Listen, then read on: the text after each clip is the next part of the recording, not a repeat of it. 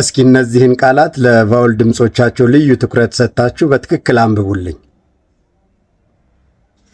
በእነዚህ ቃላት ውስጥ ያለችው ቫውል ድምፅ በማትነበብ ግን ደግሞ ድምጿን አጠገቧ ላለችው ቫውል ድምፅ ትታ በምትሄደው ኢ ምክንያት በተለምዶ ማጂክ ኢ በምትባለው ፊደል ምክንያት በእነዚህ ቃላት ውስጥ ያሉት ቫውል ድምጾች ዲፍተንግ ቫውል ነው የሚባሉት።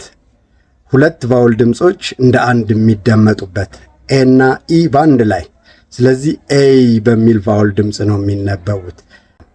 ሜይክ፣ ቴይክ፣ ፌይክ፣ ሴይክ ብለን ነው እንጂ ሜክ፣ ቴክ፣ ፌክ፣ ሴክ ተብለው አይደለም የሚነበቡት። ስለዚህ እነዚህ ኤይ ዲፍተንግ ቫውል ነው እንጂ ኤ ሎንግ ቫውል አይደለም። አንዳንድ በልምድ የሚያስተምሩ መምህራን በእነዚህ ቃላት ውስጥ ያለችው ቫውል ድምፅ ሎንግ ቫውል ናት ብሎ ያስተምራሉ። ሎንግ አይደል፣ ዲፍተንግ ጥምር ቫውሎች በአንድ ላይ የሚደመጡበት የድምፅ አይነት። ስለዚህ ቫውሎቹን በትክክል በመረዳት የእንግሊዝኛ ቃላትን በትክክል ማንበብ መቻል ተገቢ ነው።